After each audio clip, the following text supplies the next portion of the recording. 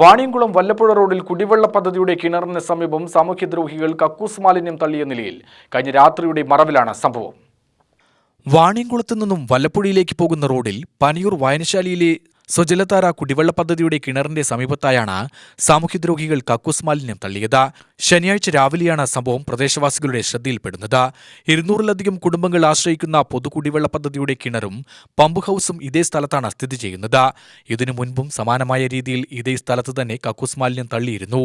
ആളൊഴിഞ്ഞ സ്ഥലം നോക്കിയാണ് സാമൂഹ്യദ്രോഹികളുടെ അഴിഞ്ഞാട്ടം. സംഭവത്തിൽ CCTV ക്യാമറകൾ പരിശോധിച്ച പോലീസും ആരോഗ്യവകുപ്പും നടപടി സ്വീകരിക്കണമെന്ന് സ്ഥലം സന്ദർശിച്ച വാർഡ് മെമ്പർ EP രഞ്ജിത്ത് പറഞ്ഞു. സാമൂഹ്യ വിരുദ്ധർ ഇന്നലെ രാത്രി കക്കൂസ് മാലിന്യം തള്ളിയിറക്കുക.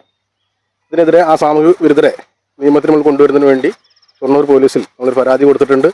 ഇത്തരത്തിൽ 2 മാസത്തിലായി ഈ പ്രദേശത്ത് ഇത്തരത്തിലുള്ള കക്കൂസ് മാലിന്യം തള്ളുന്നുണ്ട്. ഈ സാമൂഹ്യ വിരുദ്ധരെ പിടിക്കുന്നതിന് വേണ്ടി നാട്ടുകാരും ഞങ്ങളെല്ലാം തയ്യാറായിരിക്കുക തന്നെയാണ്.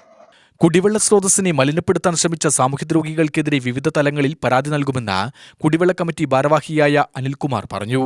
ഈ കുടിവെള്ള കമ്മിറ്റിയെ സംബന്ധിച്ചിടത്തോളം ഇതിന് 200-ലധികം ഗുണഭോക്താക്കളുള്ളൊരു കുടിവെള്ള കമ്മിറ്റിയാണ്, കുടിവെള്ള സ്രോതസ്സാണത്. അത് മലിനപ്പെടുത്തിയിട്ടുള്ള ആളുകൾക്കെതിരെ ശക്തമായിട്ടുള്ള നടപടികൾ സ്വീകരിക്കണമെന്നാണ് ഞങ്ങൾ ആവശ്യപ്പെടുന്നത്.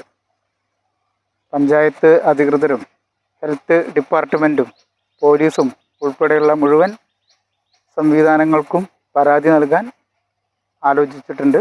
UTV news, Palakkad.